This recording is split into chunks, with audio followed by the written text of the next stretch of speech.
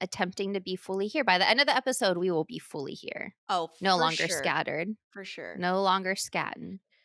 Skitch scap skibbity bop. All right, should we do this for real? God. Pastor, give it This to me. just in from the Pleiadian system. It's summer.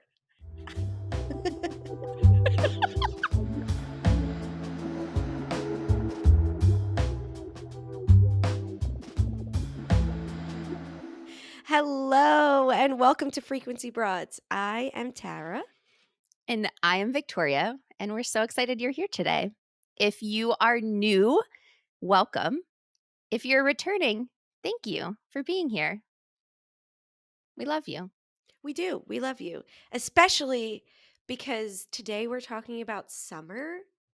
And summer has this like really fiery, potentially chaotic energy. And I am just trying to take all that and be like, let's take that craziness and put it into love frequency and pump that out in a not chaotic way like I typically do in the summer. So this is for you. Mm, mm, mm. I feel it. Mm-mm-mm. So I know I have a list of words. I know you have a list of words. Should we take a look at that list first, right? What are the themes, the energy, the words that come to mind when we're talking about the season of summer? Because it is here. I kept thinking of the song Summertime and the Living is Easy, and I just don't feel like there's anything really easy about summer for me. It is, like you said, very chaotic and scattered. And I notice in myself that I need to have concentrated amounts of time for my practice and to check in with my body and to see how I'm feeling and to make sure I'm showing up as my most present self. And so one of the other keywords that popped up was presence. Mm, absolutely. I know for me personally, my cycle at this time, plus the energy of summer, makes me feel like I need to be running, like not just like, oh, I need to be doing something. Like I need to be full-fledged sprinting at all times. And just the fact of the sun being out, although it's beautiful, it makes me happy. It actually also makes me really anxious. And I know that sounds weird, but because I feel if the sun is on, I should be on. And if I'm not, then like I'm missing out. I'm missing the day. I'm missing my summer, right? That like summer depression almost where it's like, "Oh my god, like I'm not doing what I want to do for summer. I had all these ideas, right? Summer's supposed to be just this fun thing and instead I'm sitting on the couch when it's sunny out." So there's this kind of like weird because I can't always be sprinting. That second that I need to like catch my breath, I feel super anxious about because the energy is so that yang energy, it's so pumping into my body and like I feel like I should just like run. I'm so glad you brought up summer depression because I don't think that's something that's talked about enough. And I'd like to just normalize it in today's episode because it is real. Whether it be from the heat, whether it be from you kind of trying to run all over the place, it is so important to take time and just kind of cool off like a cucumber and chill. Like it's Hell so yeah. important to just like learn how to chill in the summer. And I think that's why, like, at least for me, and I know like some other people I know have experienced this as well, is like you come out of winter, you've been in rest, it's been dark, spring starts to come, you're like, okay, but there's still those rainy, cloudy days, and you're like planning all of these crazy, fun, adventurous things that are going to come in the summer. And the summer is a blink of an eye, and half of it is too hot for me to even go outside because I get cranky when it's too hot. So there's just this weird space that I'm in where I'm like, but I had all these ideas, I had all these plans, all these adventures, and time is going too fast, or I don't have that consistent energy. And I think something, Victoria, to say to like match what you were saying, that coming back to rest, right? Chilling out like a cucumber.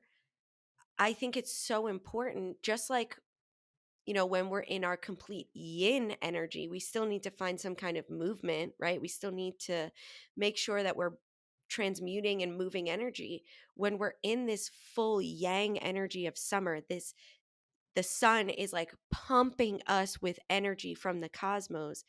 it is so crucial daily to even take 2 minutes in the middle of the day to breathe, to put your feet on the earth, to sit under a tree. And I know most of us do. And that's when it feels like summer and the living is easy, right? When we actually allow the chaos, the running around, the celebrating, the dancing, the partying to just take a minute and say, I need a siesta now. I'm going to take a nap in the middle of the day because that's where we find the balance of that yin and yang energy.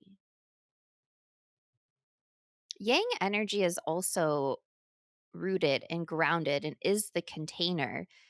And so tending to that container, I think, is what you're getting at, where you're Mhm. like going every which way and bringing it all back in. And yeah, concentrated energy is what I keep getting. And so I know that can be kind of spun in a few different ways where you're no longer scattered, right? You feel the potency of all that you are, but it's also being super intentional with that potent, concentrated energy and using it in ways that fill your cup. And I know we talk a lot about filling your cup or having like a bowl of water. And I know you actually came to me and said something really beautiful the other day about having kind of this bowl of water and the symbolism of it. And I was trying to tune into my body and I'm like, where does this like cup live inside of me? Where does this bowl of water live inside of me? And it very much feels in my like pelvic center, like in my pelvic Mm. bowl. And so that is, I mean, a very sensitive energy for a lot of us because it is our second chakra, it's our reproductive organs, it's our digestive system. It is this very, I think, powerful intuitive center that we have. And tending to this bowl, I think, is really important in the summer, especially because that is often what kind of dries up and needs a little more watering and tending to. I never thought of it in the pelvic bowl. I think when I always think of my cup, I think of my heart, right? Because I'm taking care of myself, I'm loving myself, I'm nurturing myself. But I love the concept of it being that pelvic bowl, that that womb space, because it's mothering, it's nurturing. And that is another piece of the summer energy is mothering and nurturing. Yeah. And that is why sometimes we feel chaotic and we want to be everywhere with everyone doing everything. But like Victoria said, it's so important that we don't let our own bowl or cup dry up because we want to be nurturing those around us, the earth around us, the relationships we have, right? It's a lot of let's go on dates, let's go do this, let's have some fun adventures together, which is a part of tending to these relationships. But we forget to tend to ourselves. And like I said in one of our videos on Instagram, is that our frequency, our energy is a combination of the physical, mental, emotional, and spiritual bodies. So making sure that they're all being tended to individually. And like Victoria said, taking the moment to check in with yourself. And maybe in summer, your physical body is getting exactly what it needs because you're out in the sun and you're making sure you're eating fruits and veggies and you're running around. So your physical body is like, we're cool. But maybe your emotional body, you've been ignoring your emotions because you're just running around too much. So it's really important too in this phase of motherhood, right? Spring was the young until 21. Summer is 21 to 41, I believe. And it's that mothering. So are you mothering yourself? Are you nurturing yourself? You can't answer that question unless you reflect on what does it mean to nurture yourself or mother yourself. And I think Mhm. caring for yourself in a way that is nurturing looks very different and I think is often a result of how our mothers treated us or cared for us and how they cared for themselves. And that mothering energy is the ultimate act of service. And to be of service to others or your community or even yourself, we don't often think of being of service to ourselves, but it's important to do that as well. Obviously, we talk about that all the time. But when I think about what is the most important factor when being of service to others, it is hands down presence. Mm. Presence is so key to just showing up fully. to tuning into the needs of others while also tuning into the needs of yourself. Mm. And I think that many of us have been programmed to think that being of service is sort of this external demonstration of sacrificing yourself. And here today, I'd like to say that is no longer the way that we operate when being of service. There is no need to sacrifice yourself. That does not show your level of commitment, your level of love. That's back ass backwards and bullshit. And you are here to be love and to be loved. We ain't playing like that anymore. I'm done with that. Mhm. That takes us away from ourselves so fast. But I mean, what else does mothering mean other than caring and nurturing? How else would you describe mothering? I would agree that it is caring and nurturing. I think there's some aspect to it where we're showing up in times that it may be difficult to show up. Um, so I hear what you're saying that we shouldn't be sacrificing ourselves, but I think it's also important to understand that there may be some like resistance in the beginning. But being of service or nurturing others ultimately nurtures yourself because you're giving that love, right? You're creating that frequency and that reality. So there is a little bit of push sometimes we have to do. I'm sure, Victoria and I are not mothers, but I have worked with many parents and have seen my own. And I know that mothering, truly showing up for your children, however many you have, could lead to some burnout.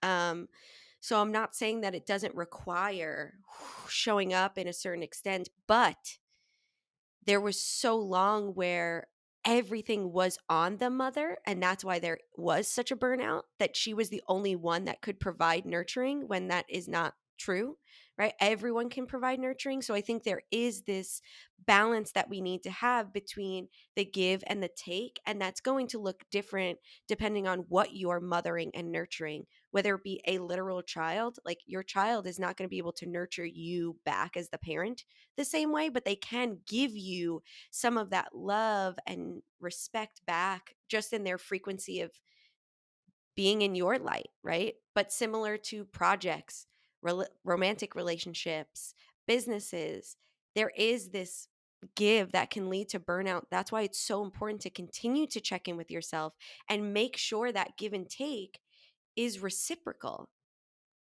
And when I was thinking about that word reciprocal, because it was coming up for me, I feel that a lot of people, especially in romantic relationships, are like, we sometimes get in this rut of, I did this and you did that, and I did this and you did that, and that's what makes us balanced, right? I did the dishes because you cooked, and I swept because you dusted. And the second that it doesn't feel balanced in that action way, we're like, man, this is unfair. But I think when we're talking about giving and receiving that's reciprocal, what it really comes down to is intention and attention. Sometimes we don't have the energy, part of our cycle, to give what the other person is giving. But if your intention is to give what you can right now, if you're paying attention to the needs of that other person and tending to the best of your ability, that is reciprocal. So it's not always going to look 50-50. It's going to look like, what is your 100% that you can give to this project, this relationship, or whatever. But that happens by checking in and nurturing ourselves. Because when I realize I'm at 50% and I'm not giving you 100, that's okay. But then how do I myself get myself back to 100 so I can make sure I'm being as fully reciprocal as possible, if that makes sense? Totally makes sense. And I think another way to do away with this whole sacrificing of self thing is to be really honest with yourself in what you're able to provide and give to your partner or family or whomever, and then communicate it. Oh, It's one thing to be honest with yourself and realize, but then let your person know, hey, I'm at this capacity and I can't give any more than this. Please honor where I'm at energetically, and I will do my best to gather myself and recharge and come back tomorrow feeling like I can give more. Absolutely. Because I think in any type of relationship, or just as humans in general, all we want in this life is to be seen and heard.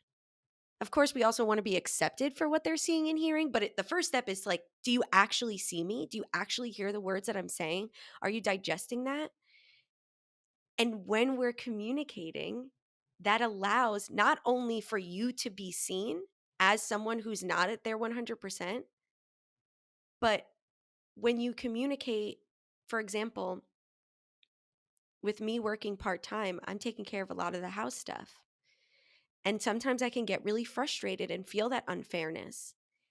And the second that I'm like, oh, I gave this man one job, you know what I mean? Tight jaw, like, oh my God. All the, he goes, hey, I see you're doing a lot. I really appreciate that.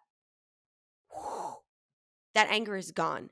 Yeah, I wish he could still do more, but I know he's doing everything he can because A, he's communicating that. He's like, I'm just really sorry I didn't get to that today. I didn't have enough time before work because of XYZ, right?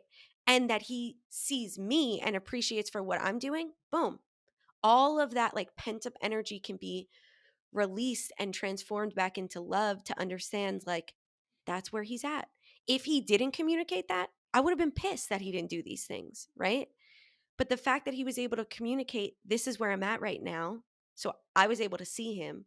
And then he was able to communicate, but I see you and I appreciate you. And that word is so freaking powerful to just say, I appreciate you, or I'm grateful, or I accept what you're doing. Like those just small acts of compassion, nurturing through those words, right? I see you, I hear you, I accept you, I appreciate you.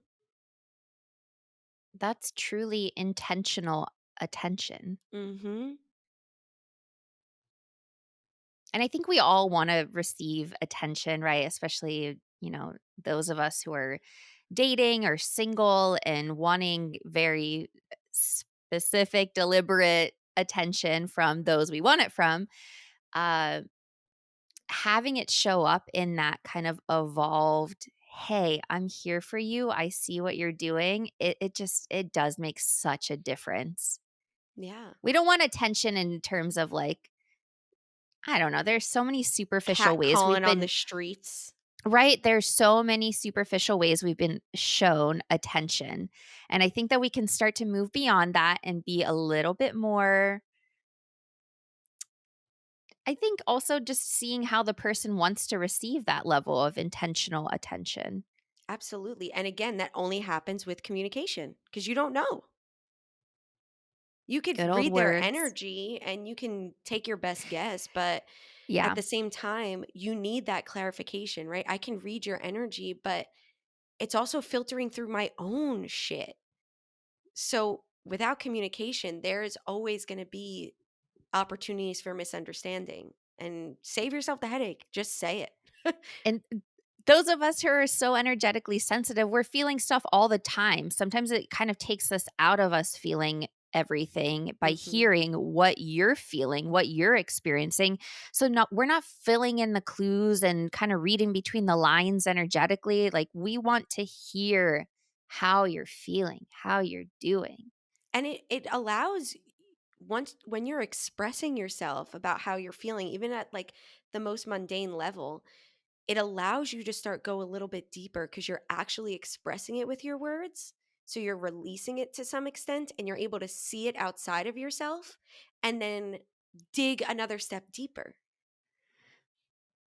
Such a courageous act, and I think courage is another word that comes to mind when I think of summer because we're getting out and about and we're maybe tuning into new communities or networks of people and kind of introducing ourselves to the world in whatever way that we've kind of transformed from the past season, from the winter, from the spring, and I think we kinda show up as a new version of ourselves each summer. I feel like there's kind of this, like, Mm. layer that's shed, not only through our clothing, but I think in our skin.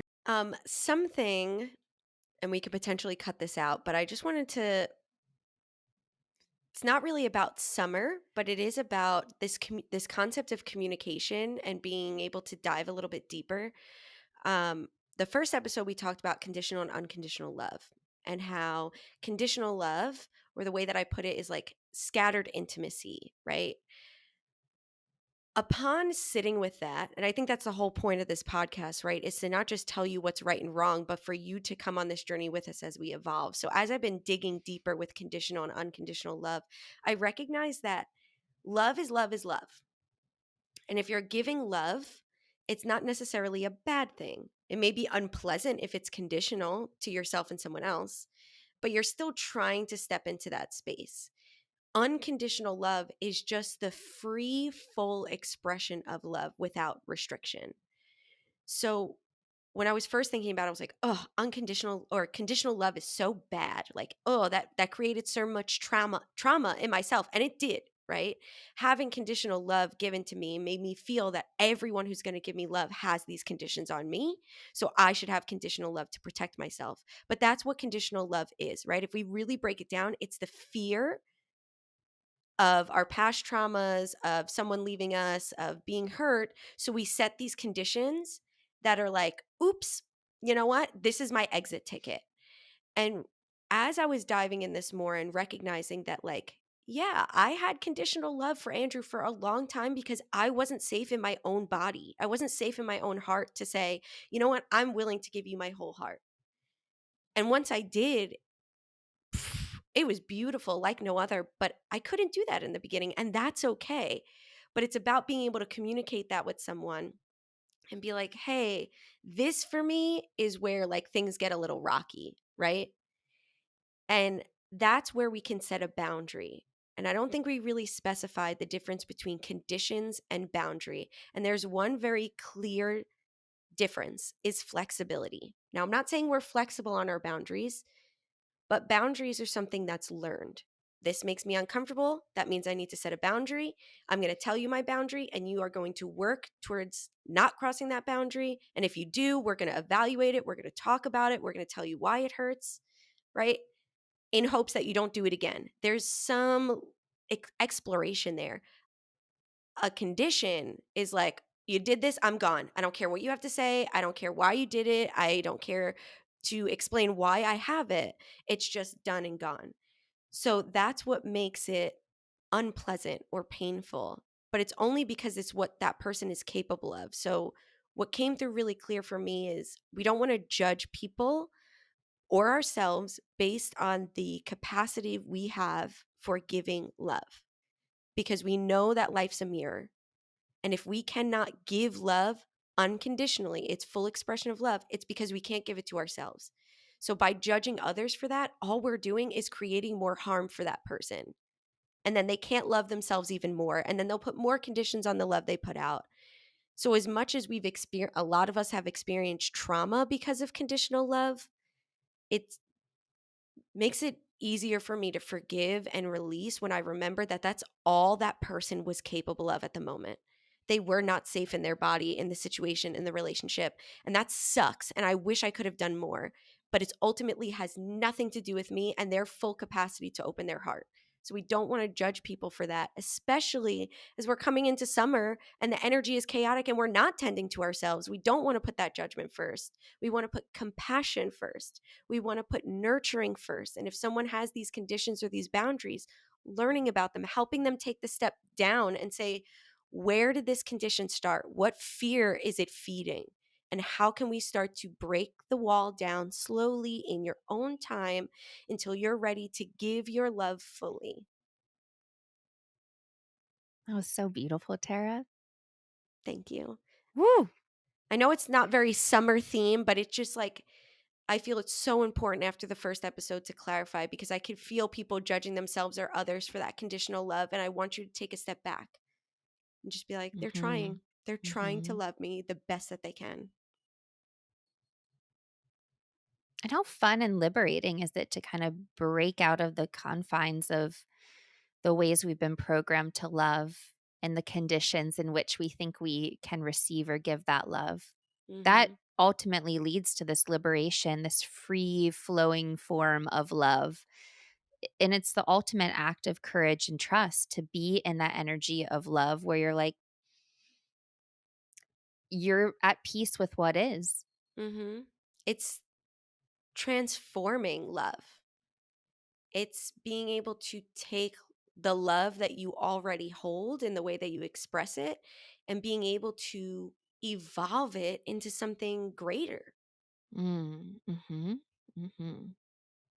which is a theme of summer. So I'm back on it. We came around. I love your full circle Always. clarity rants. Transformation is a hot word in the spiritual community, has been for a while. And I am a sucker, like I'm a total nerd. I have to look up the meaning of words because the English language and the people who speak it, the definitions don't always align with what the true meaning of the word is. And of course, over time, words take on different meanings. So I tend to like to always look up the definition of words and see how it matches with like the dictionary versus cultural Mm. definitions, right? Love me some Urban Dictionary. So shout out to Urban Dictionary. I feel like keeps me young. We'll put a plug in the description. Did you ever look up your own name in Urban Dictionary? I did a really long time ago, but I honestly don't remember what it is. It's strangely accurate. Should I look both of ours up when you're done reading the definition of transformation? Yeah, for Okay, sure. I'm going I to. think I think we might have to post it too I because think so it's too. uh 100% accurate. But transformation means dramatic change in form. And I like Mm. I like that they use the word dramatic because it really does feel dramatic, and it's radical change, right? Like we're Mm. all about practicing radical honesty, but practicing radical change is transformation. And I think the word change is feels real icky for a lot of people who are not someone who feels comfortable with change. And I think that's the whole point is you're going to feel uncomfortable. And what can Mhm. you do to feel comfortable feeling uncomfortable? Ooh, that's a good one. And there's so many avenues you can take from, I mean, embodiment practices, from microdosing, from putting yourself out there in a way where you know you're going to be uncomfortable and kind of sitting and reflecting and being like, oh, why am I feeling this way? And how can I tend to this part of me that it needs a little extra love and attention? And I think it's kind of this metamorphosis we go through where it brings you in alignment with your greatest potential. Mm. And when you start to get glimpses and feels and confirmations and affirmations of your greatest potential, I mean, through synchronicities, through goosebumps, which I know we talk about goosebumps a lot. And I think it's important. I've been reflecting on like, what does goosebumps really mean? And it's similar. So I know we always kind of talk in forms of polarity, yin and yang, dark and light, um, conditional, unconditional.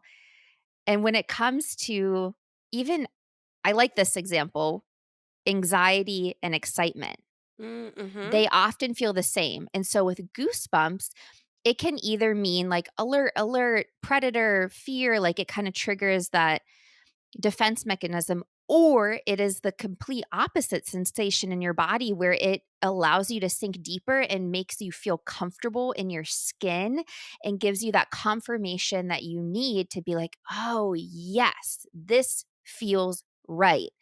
And how this like outcome of goosebumps represents two polar opposite kind of workings within us is just kind of probably why we feel very chaotic as humans, right? Because this is insane. This is an insane occurrence that happens. And I just wanted to point out that polarity doesn't have to be such an extreme this or that. Or, I mean, yes, I think we're all in support of everything being on a spectrum. Everything is a spectrum, really. Well, I think when you're talking about the duality, right? We live in a world of duality, and the whole point of being on earth is to look at the duality and unite them. So when we talk about there's a spectrum, yeah, because there's a middle ground and it's unity, right? Knowing that unconditional love and conditional love is love and accepting that this is someone's capacity of love is the middle ground. Your masculine and feminine uniting as one creates that whole being in yourself. And you talked about transformation and the uncomfortability. And I think the example of a butterfly is so perfect for that because a butterfly literally deteriorates into soup. That's got to be pretty damn uncomfortable, I'm going to assume. Like, literally, your entire cells are like, nah, we don't like this form anymore. But it does so in a cocoon, in a safe container. So I think when we're talking about how do we explore this discomfort is by creating a safe container. However that looks for you, container in your own body. Do I feel safe in my body? Do I feel safe in this room? Do I need support from people who make me feel safe? Finding a safe container for you to explore that discomfort so that way when you birth into something new, you already kind of looked at all the things that you were ready to release, looked at all the things that you're taking with you. What are things you wish you could release, but are scars on your wings? You know, like there are things that we need to know about ourselves and have this constant self discovery because we are always changing. And I think specifically this transitional time from spring to summer, right? Spring is rebirth and summer is action. That transformation, that quick, like, throwing it in the fire and it's burning and it's transmuting, it's done. But in this in between stage from one season to another, again, using the butterfly comes out and its wings are wet. It cannot fly. And if it tries to, it'll fall on its face and get hurt.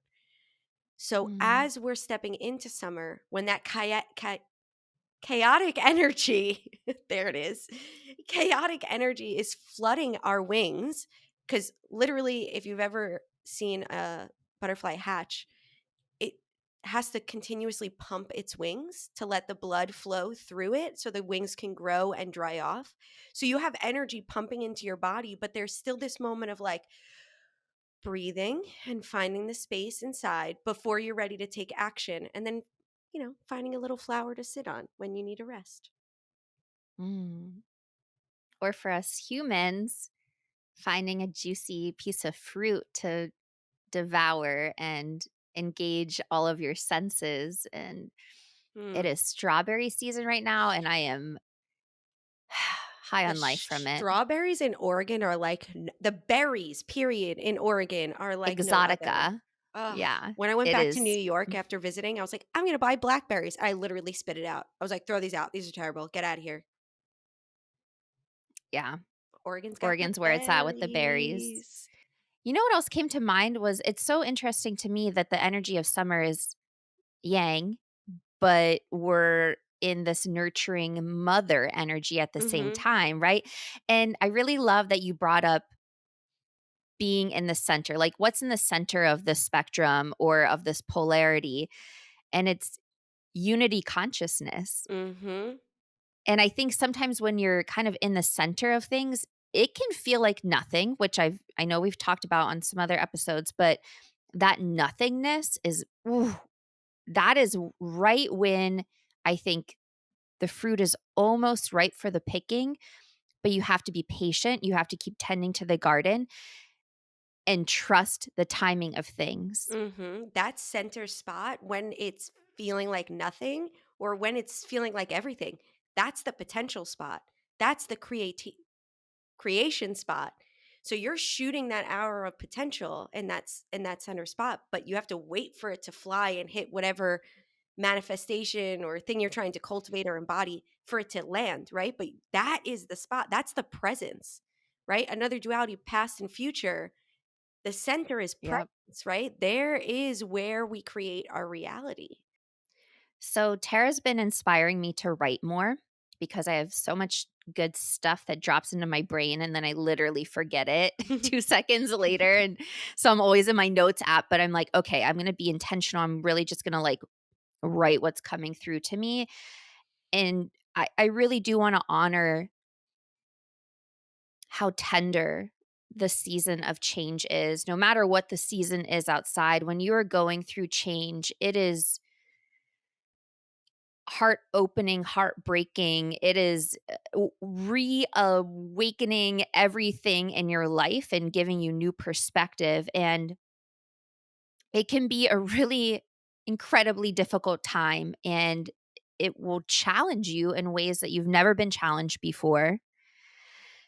And it often feels like things are happening to you instead of for you. And Mm, I do want to point out that everything is happening for you, mhm, even if it feels like it's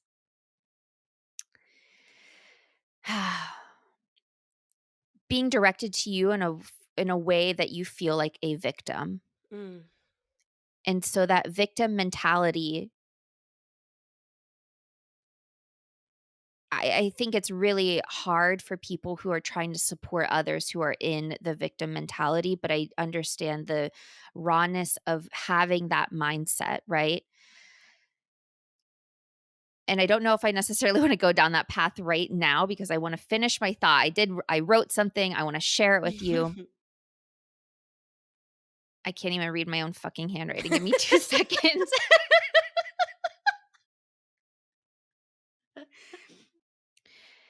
So, this can be an incredibly difficult time. It challenges you in ways you could have never imagined and often feels like it happens to you instead of it being something you plan for.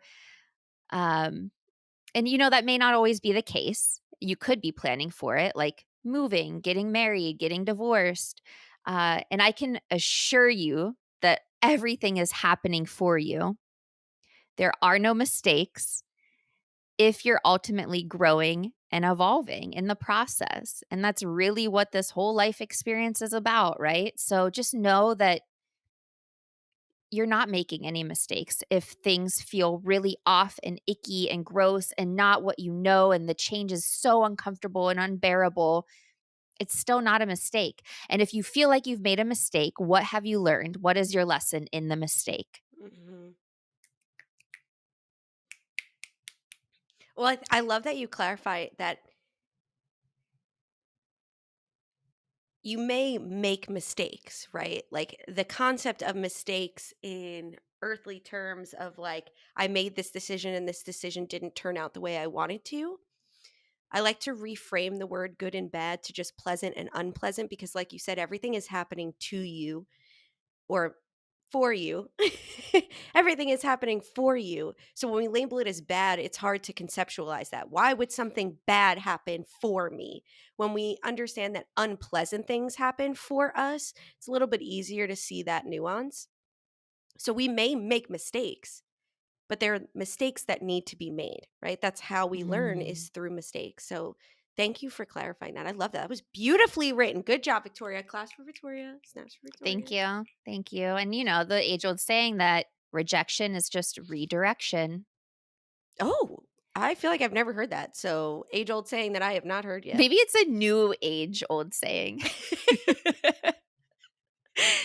You've just created this age old saying. It will be a saying for ages to come. What year is it? Yeah, changing, or times are a changing. Mm. I want to jump back to you talking about the fruit is ripe. Never mind that literally in Oregon, the berries are ripe. But Mm, as we step into summer, the fruit is ripe. And when we plant our seeds of intention in the spring and things start to ripen now, what I was being shown is that this peach is a taste, is a real juicy, and that's why like all the fruit is so juicy in such a small bite because it is a concentrated taste of what you're manifesting. It's not done yet, right? Yes, that fruit is done itself, but it is just a taste for you to say, okay, is this what I like? I manifested this, right? I was very specific in my manifestation, but now that I'm tasting it, do I need to realign or is this the right thing to do? And that's why summer we have ripe fruit and it's also action, right? Because we're not done. It's tasting that and saying, yes, this is what I like. I'm going to keep moving forward so that way when fall comes and I'm harvesting everything that I put into motion this year, I know exactly what it's going to be like, or at least we hope to know exactly what it's going to be like. And this is where I'm going versus I just bit this fruit and this tastes sour as shit. And this is not what I want to manifest. And I need to take action to shifting into the alignment that I want to have. So fruit is ripe, but it's only a taste of what's to come. I'm like salivating at the thought of all of this fruit, but you are so right in that. And can we touch on what happens when you don't take action though? When you kind of Mm, sit back and you then kind of that's when things start happening to you mhm, again and again and again until you are knocked on your ass and get the lesson, which is often why we repeat the same sort of partnership dynamics or friendship dynamics or have the relationship villains kind of mhm. come in with the same lesson. But I think when you take action, you are kind of saying, "Hey, I'm showing up. I'm ready for the next level or the next step in my journey." And I think you kind of it's more of a cooperative, coexist, what was the word I used last time? Reciprocal? Oh, I don't know. Oh, But reciprocal. Yeah, that's it. absolutely. Because I love continuing on my metaphors, but a fruit tree or bush or plant is its healthiest when you trim it back and pick its fruit. Right? When you're taking action, when you're tending, when you're giving and receiving from this plant. If you don't, a plant left alone, yeah, it's going to grow, but that fruit is going to get real nasty. It's going to get like Mm. falling off the tree and making a whole mess on the ground that somebody's got to clean up. So Oh, knowing that, and yeah, also attracting fruit flies, which are ugh, kind of this, like, parasitic, energetic energy that I think ooh, you will attract as a human if you're in this kind of cycle. Because rotting all from the these inside. Yep, yep, yep, it'll just and then they'll say, "Oh, we'll just suck out more." Yeah. Yeah.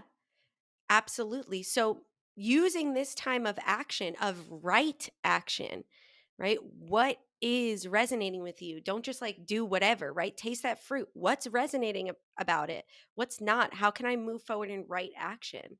There's Aligned action. aligned action. Summer is courage. Step out. It's expanding, right? How can we take this fruit and continue to harvest all the way into fall?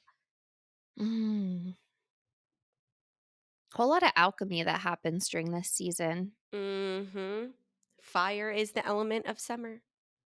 That's why transmutation and transformation are big themes in summer because the element is fire, right? And how quickly, if you throw something in the fire, is it done? Is its matter completely changed, right? Into smoke, into ash, into dust. So that element of fire is huge. And when it comes to that element of fire within us, that's our motivation. That's our drive, right? How can we move forward and take this aligned action? What is our fire inside us? And knowing that the nutrients of the ash continues on the cycle, right? That's a really good example of that, energy can't be destroyed. Mhm. There's so many nutrients, and that ash then nourishes the earth. I really feel like we can't just talk about fire being the element of the season summer and not acknowledge that there are devastating fires happening on our earth right now and so many people being displaced and losing everything and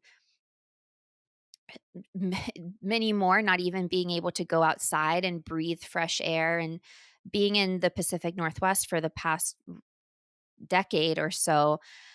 I've lived through those seasons of, several weeks of not even being able to go for a walk. And it's always in the summer, early fall.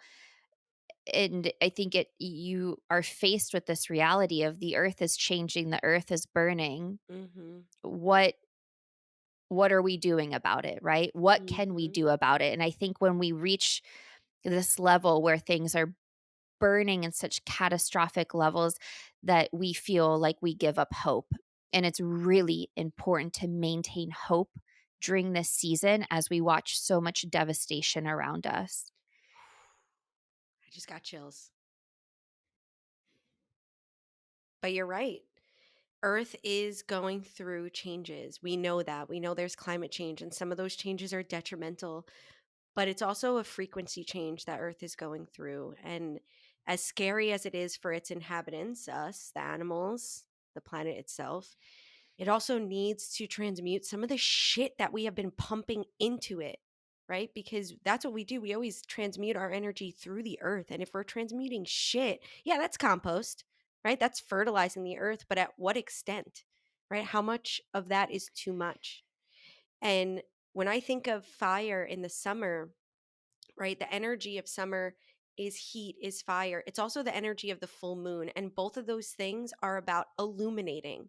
It's seeing everything that is here, whether it's in your body or on the earth, because you need to face the shit and transmute it. And I'm not saying that people who are losing their homes, like that's your fault that you didn't transmute energy. Please don't take it that way. It's so sad to hear that there are people out there losing their homes, losing their lives over these fires. And it really rings true to how important it is that all of us, like Victoria said, start taking action. What are you doing in your small way to tend and nurture Mother Earth? And when you tend to her, she's going to tend right back to you with fruits and vegetables and a beautiful tree to sit under when it's too hot. So, using that analogy, like recognizing that summer may also like illuminate a lot of trauma or discomfort in the body. And it's your choice, right? Our fire center is right by our digestive system. And if we think of the digestive system, we take in food, energy, and then we either use it as fuel for the body or we have waste to give back to the earth. So when these challenges or traumas arise to the surface, recognizing how capable you are in digesting that. Are you having Mm. trouble? Is your fire so low because maybe you don't have hope or you don't have a safe container, that your fire is so low that it can't do anything, and this food is just staying inside you, not being used as fuel or waste, and just clogging you and feeling down and feeling low and weighted, right? So how can you energetically tend to this quote unquote digestive system? Like, how do you tend to that fire inside you so you can transmute this trauma or these challenges into fuel, learning experiences? How am I going to push forward? Or waste? This is energy that I don't need. Thank you for showing me something. Goodbye. Same goes for thoughts. Mm, Your thoughts are fuel. Your thoughts are energetic fuel. And this is what's going to allow you to travel to different dimensions, to different timelines, lifetimes.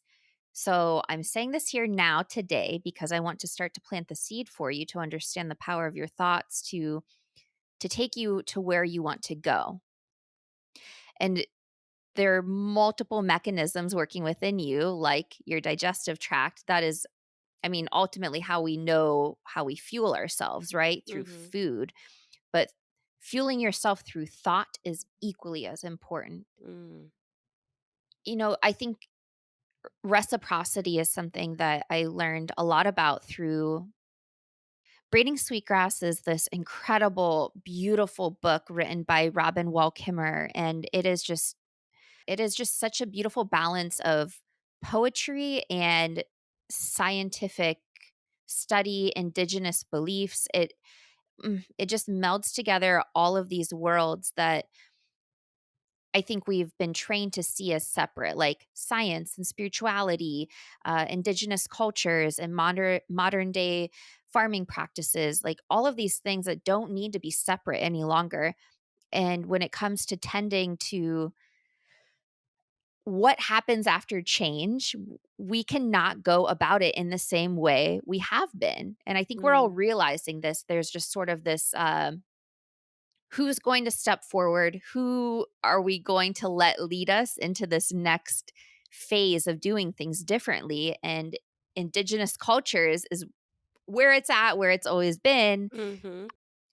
I just think the voices of indigenous cultures need to be amplified at this time because they are the ones who know this land and they have the key code, they have the remedy to start to heal the land so we don't have to keep experiencing these devastating fires and catastrophes that are preventable.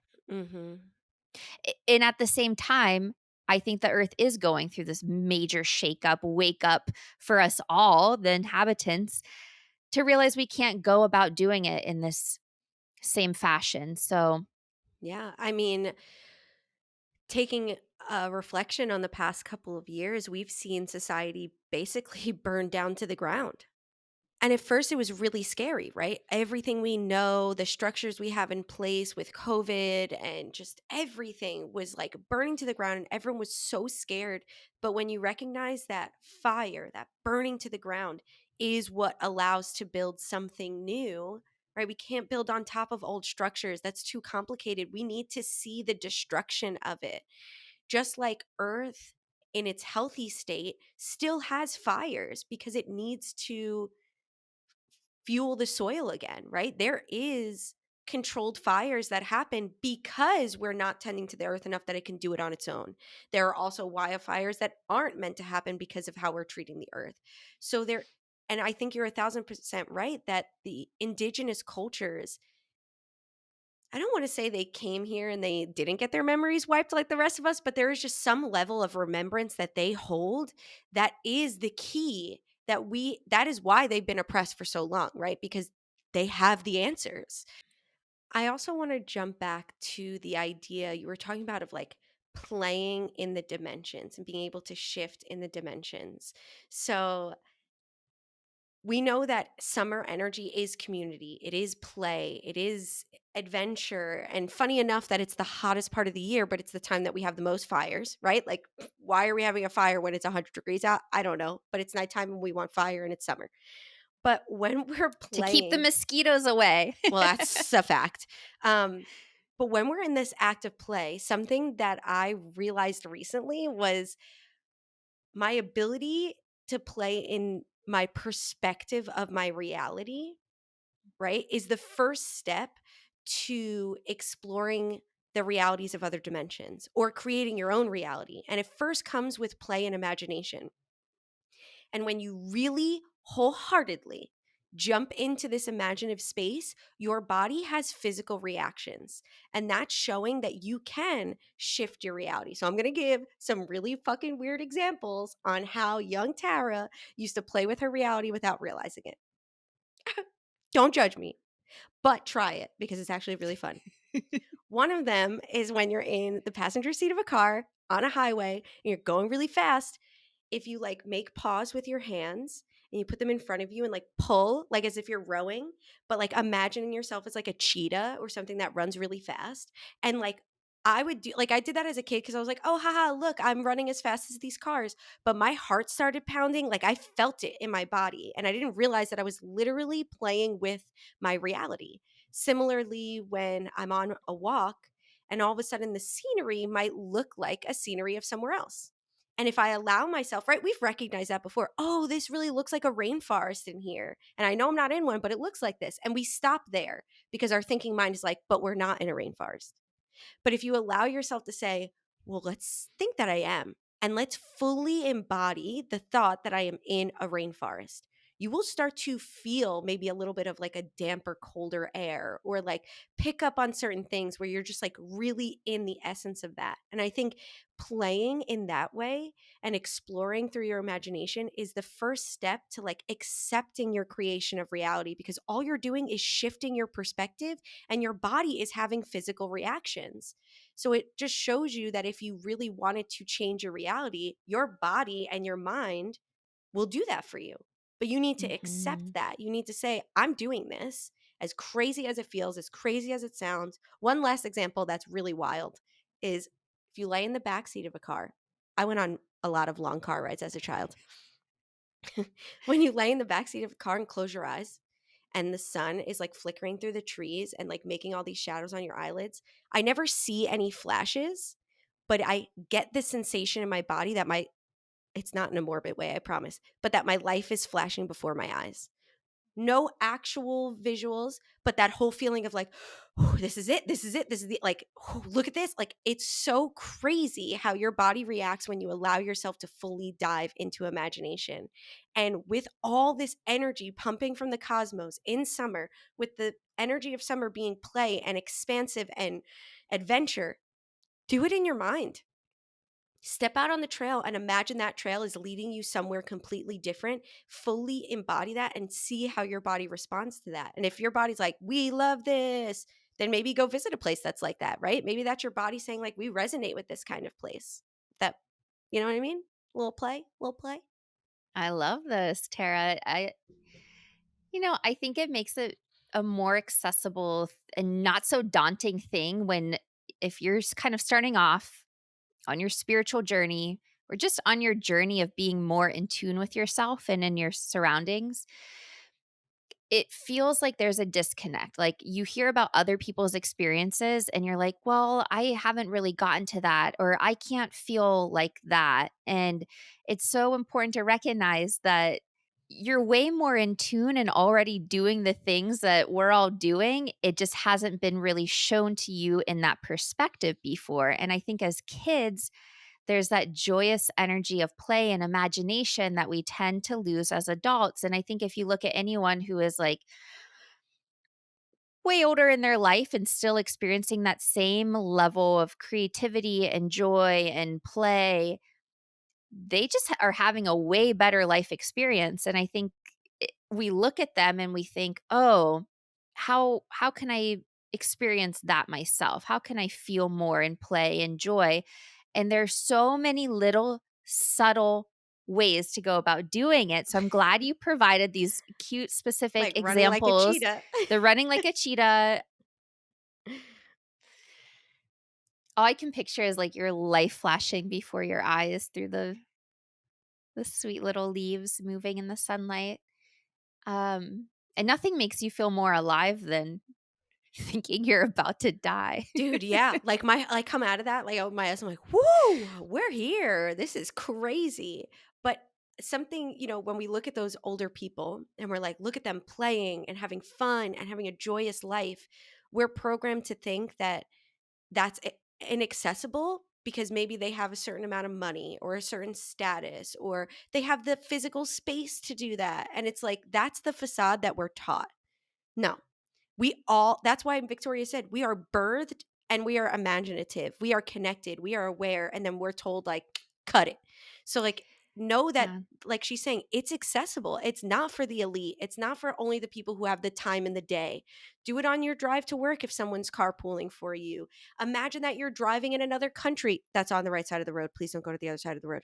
But you have the ability, even in your job, even at your job, you're like, what if I was not teaching to children, but I was teaching to monkeys, right? And even if you get them in on the job and you're like, "Yo, can you act like monkeys for 2 seconds because I wanna see how this feels," right? Like, it's all just ridiculous play because that's what being on Earth is.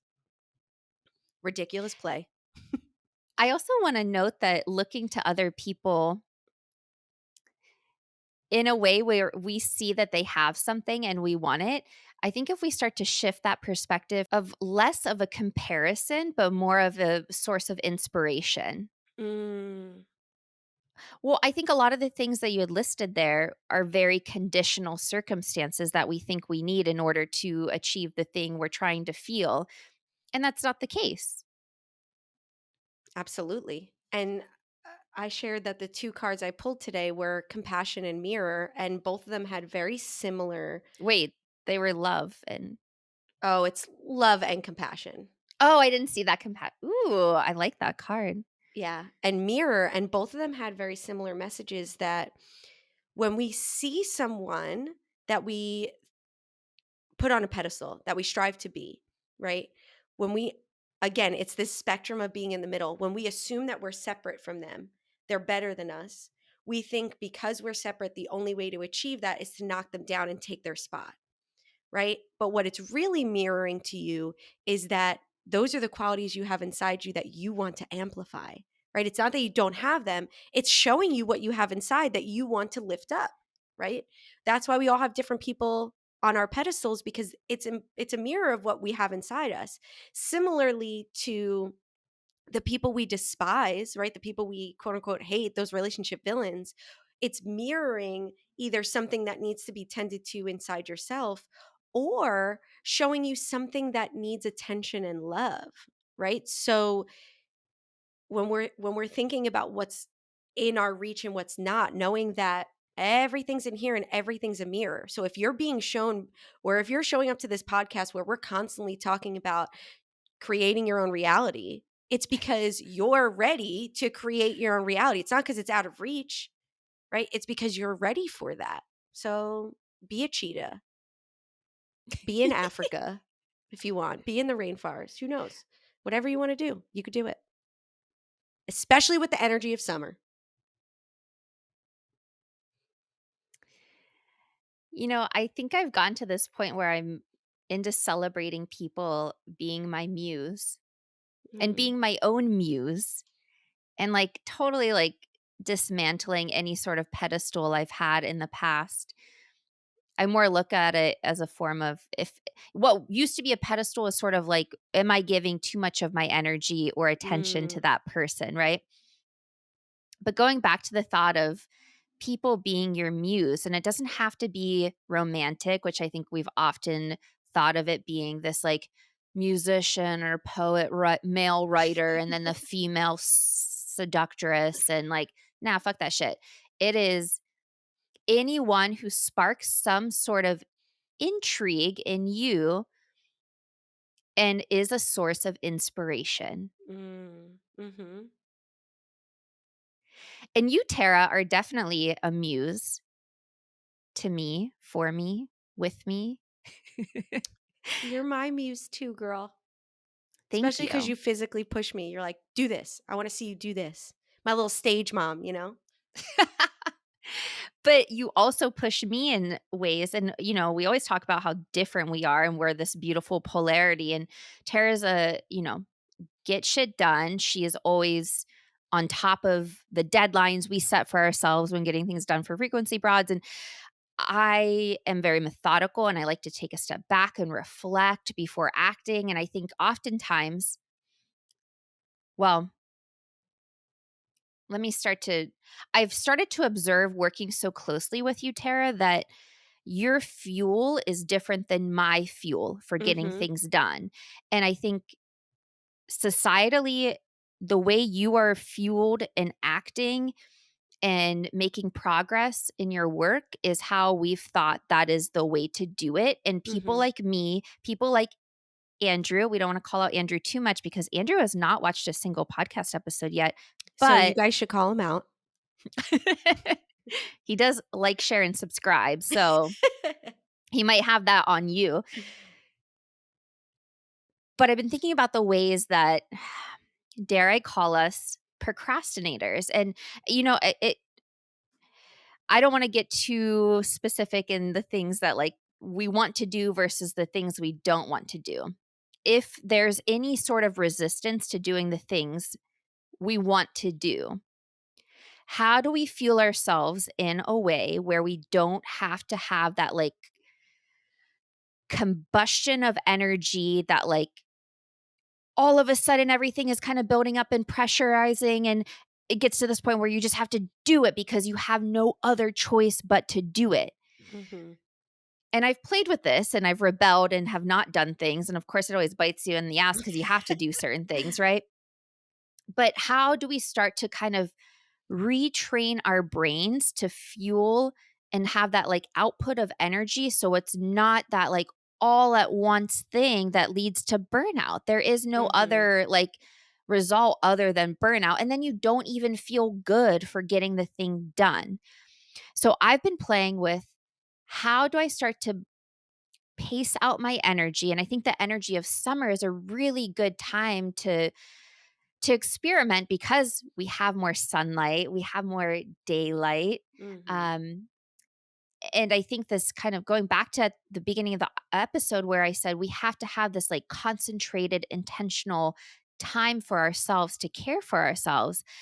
I think using that, like, concentrated energy, that little, mm, I don't wanna call it nugget because there's so much reference to chicken cutlets and nuggets that we A little laser pointer, bing, the little red dot yeah, it is sort of right like a there. laser. Yeah, yeah, yeah, totally. Where we can kind of ebb and flow between having rest, like, the whole idea of working 8 straight hours in a day, that's Mm. for people like us who are hardwired to sit back and reflect and be methodical and procrastinate and have our energy needing to be this combustion, we don't work that way. And we can, but it doesn't work well, it doesn't feel good, you're not Mhm. gonna like the output. Um, Well, I'm not sure how to find it, but it sounds like it's that middle, right? Because I have all the energy pumping in so easily and so quick for me, but I still get burnout because then I feel like I need to keep going, right? Because it's still the middle of the day and I still have all these things to do. Whereas like and there and that's a beautiful thing about the two of us partnering together is like I'm so like let's get this done, let's get this done, let's get this done, let's get this done, but sometimes I miss certain details because of that.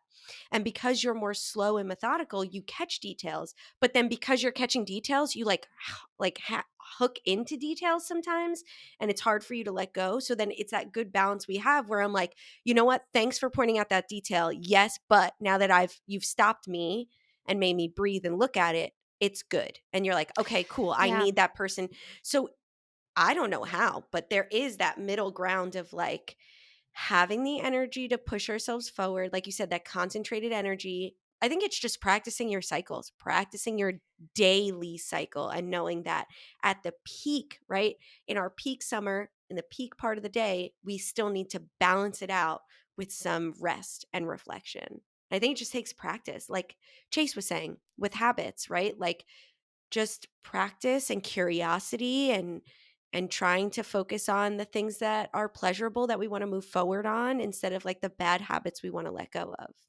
I 100% agree that it does take practice because I think the whole like hooking in and being really caught up in the details of things, I've gotten so much better. I think even in like the past 2 months, and especially in starting season two, I just let that shit Absolutely. go. Yeah. And it really did take practice. It took us just, I mean, partner with someone who's opposite from you and you will kind of get the experience to practice all these things, right? And Mhm. going back to, Chase and talking about the habits, if you haven't had a chance to listen to last week's episode with Chase Brock, he's a ADHD and mindfulness coach, and he just has some bangers in that episode where I Mhm. was kind of like, "Oh, shit, he is right about that." Same.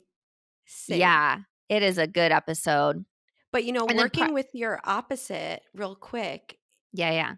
the reason why Victoria and I work well as opposites is communication. Like we were talking about before, Yeah, those yeah. boundaries or like hey, I'm not taking it personally. I think that's something that Victoria has taught me because I always took everything so personally. And whether you meant to or not, Victoria, you've helped me like reframe when you're like, hey, this doesn't look right. For me to be like, oh, it doesn't look right. It doesn't look right. You're saying I'm not right. And it's like, oh, okay, take a beat. She literally just said that this post like is not even. And like that is important to have, right? So you've taught me to not take things personally and be able to communicate like the importance of, no, I actually really like this and I want this and this feels authentic to me versus like, am I just taking it personally and now just fighting whatever you say? So thank you for helping me find that balance.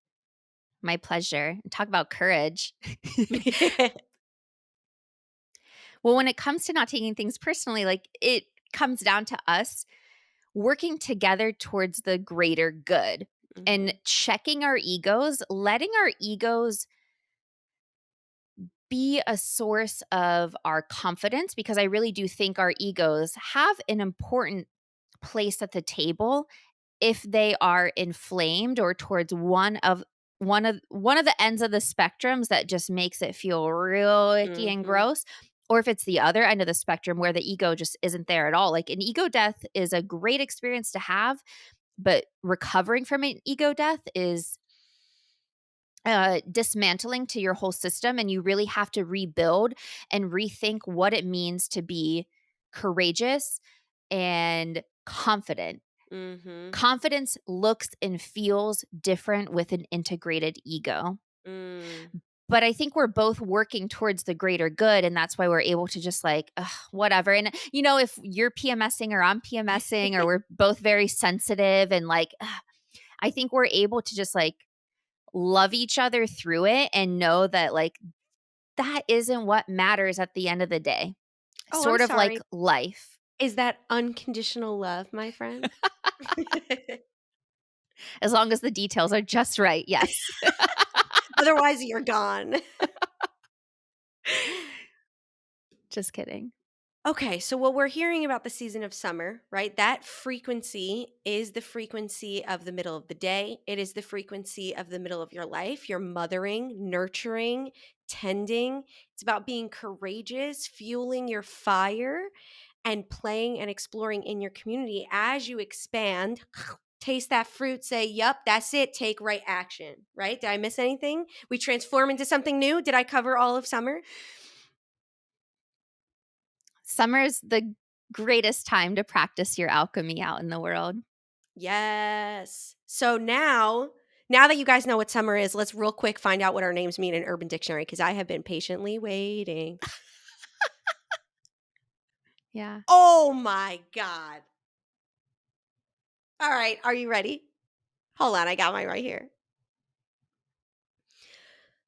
Is the world ready for this? The definition of Tara. Tara is a girl who is absolutely perfect and beautiful. Period. Yes. She may be shy at first. I don't know about that. But once you get to know her, she could be friendly, crazy, and loving. She supports all of her friends and helps them through their problems. Accurate. Tara is a caring person and will always be there for someone. Accurate. And the thing is, Jack, which is so funny because that's one of my good friends. See that girl over there? What's her name? And then Steve says, I don't know, but she looks like a Tara. Absolutely perfect and beautiful. That's me. They got it right. All right, your 100%. turn. Your turn. Your turn. Your turn. Victoria is a smart woman who can be confusing to figure out at times. She may puzzle you and she maybe seems hard on the surface to confront. Once you do confront her, it'll be the best decision you ever made. Victoria, once you get to know her for who she really is, will blow your mind. She's usually a smart, kind, energetic, caring, beautiful, trustworthy woman. Her smile could lift someone's day from 0 to 100, and her voice will soothe you from anything. If you're lucky enough to get yourself Victoria, you'll never want to let go. She will stay by your side no matter what, and she's the silver lining if you ever have a cloudy day. There's actually way more, but I was like, damn, that's long. the little saying, the example at the end is, "Victoria's great, man. You must really like her." I also love that Victoria, they continue to reference as woman, but Tara is girl. Actually, they say women, which is also accurate because 'cause I'm like 8 women in one, so And I'm a wacky little girl, but I'm perfect and I'm beautiful. So, whatever. and crazy, let's not forget that one. And crazy, especially in summer. Victoria got to finally see summer Tara in just a little taste where I was pacing around the house, like just nonstop, like word vomiting. So I really have to be mindful of that summer energy because it takes my typical summer energy of just my everyday existence to level 1,000. And I need to be like, girl, find a tree, smoke a bowl, and relax, please. And this is why I monitor what goes on Instagram. Absolutely. Even though I think we need to get some live Terra action, which will be coming soon. And It then we'll will. also be posting, Tara and I are going to interview each other on a episode later in the season. So if you have any questions you want us to ask the other person, DM us on Instagram, email us frequencybroads@gmail.com. Don't forget to like, share, subscribe. It really, really does help to grow our channel. And actually, Mhm. above all that bullshit, word of mouth is everything. And I've found out about the best podcasts through other people. So if Absolutely. you know of someone who you think might resonate with what we have to say, send it their way. We'd very much appreciate it because we are trying to heal ourselves, our ancestors, and the earth through our work. And it's through your help of sharing it with others and listening and transmuting this energy in your body that does all of that frequency shifting for us. So, thank you so much for showing up today. Go and look up your name on Urban Dictionary and make sure that you are resting during our peak energy season. Happy solstice. Love you. Love you.